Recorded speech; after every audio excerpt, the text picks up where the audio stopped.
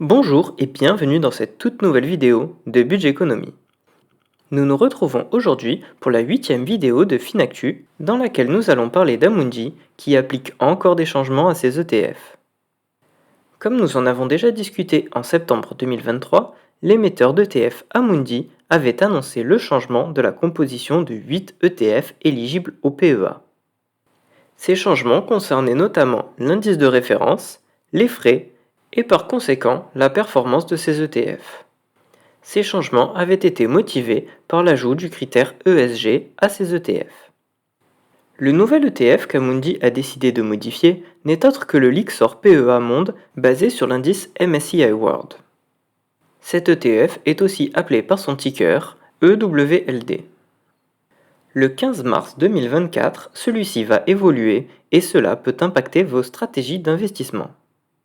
Mais alors concrètement, qu'est-ce qui change ? Commençons par les frais de gestion. Ceux-ci diminuent et passent de 0,45% par an à 0,38%. Cela représente un gain de 7 euros par an pour 10 000 euros investis.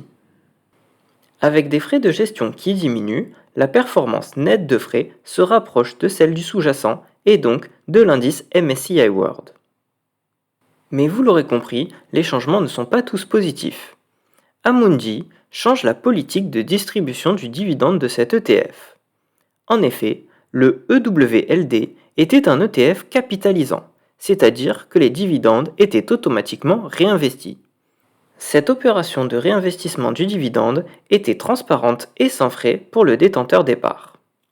Suite à ce changement, cet ETF deviendra distribuant, c'est-à-dire que les dividendes seront reversés aux investisseurs une fois par an en fin d'année.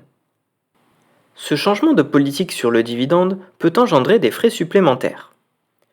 Au sein du PEA, vous n'aurez pas d'imposition sur les dividendes, mais si vous détenez ces ETF au sein d'un compte titre ordinaire, vous serez imposé à hauteur de 30%. Au sein d'un PEA, vous pourrez donc réinvestir la totalité des dividendes perçus. Cependant, ceux-ci seront soumis à des frais de courtage qui peuvent aller jusqu'à 0,5% par ordre. Calculons le coût de réinvestissement du dividende. Tout d'abord, il faut savoir qu'au 1er janvier 2024, le montant du dividende du MSCI World est de 1,9%. Avec des frais de transaction s'élevant à 0,5% par ordre, les frais supplémentaires s'élèvent à 0,0095%. On peut donc considérer que ces frais supplémentaires sont négligeables. Intéressons-nous à présent au seuil de réinvestissement. Si l'on détient 10 parts à 29 euros l'unité, on recevra 290 euros fois 1,90%, ce qui est égal à 5,51 euros par an. Il faudra donc cumuler 6 années de dividendes pour acheter une part d'ETF. Pour pouvoir racheter une part supplémentaire d'ETF avec les gains générés annuellement par le dividende, vous devrez avoir 53 parts, ce qui représente un investissement de 1 537 euros. Cela vous permettra alors de réinvestir directement le dividende reçu sans avoir à rajouter d'argent. Alors comment réagir face à cette annonce ? 3 réactions sont possibles. Garder les ETF EWLD et réinvestir les dividendes, conserver vos ETF EWLD en portefeuille mais opter pour un autre ETF pour vos prochains investissements, et enfin, vendre et racheter un autre ETF capitalisant. Faut-il garder ses parts de l'ETF EWLD ?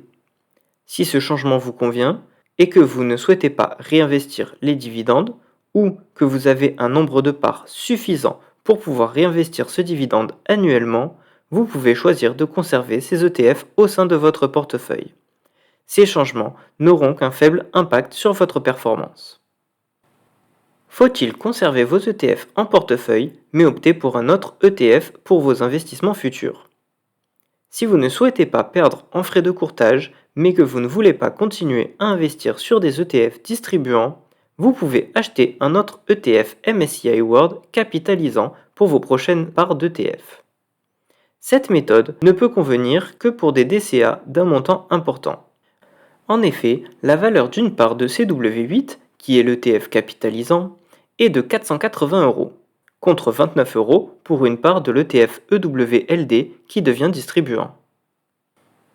La dernière solution est encore plus radicale.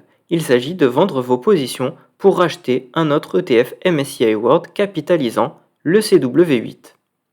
Il faut cependant rester vigilant quant à la fiscalité qui peut s'appliquer si vous détenez ces ETF sur un compte titre ordinaire. Pour rappel, vous n'avez aucun frottement fiscal si vous réalisez cette opération sur un PEA. Dans ce cas, les frais de courtage appliqués sont de 0,5% par ordre, soit 1% pour une vente suivie d'un nouvel achat. De mon côté, je ne sais pas encore comment je vais réagir face à cette annonce. En effet, je réalise mon DCA sur l'ETF EWLD et je ne sais pas encore si je vais basculer celui-ci sur le CW8. Ce dernier semble plus correspondre à ma stratégie, mais le coût de la part à 480 € me freine un peu. Si vous aussi vous réalisez un DCA en ETF sur le MSCI World, je vous invite à m'indiquer en commentaire celui que vous utilisez. Je serai ravi de pouvoir échanger avec vous quant aux différences de ces deux ETF et aux stratégies qui en découlent. Cette vidéo touche à présent à sa fin. Si celle-ci vous a plu, je vous invite à mettre un like et à vous abonner à la chaîne YouTube. Vous pouvez également me rejoindre sur Instagram afin de pouvoir échanger directement avec moi. On se retrouve la semaine prochaine pour une future vidéo.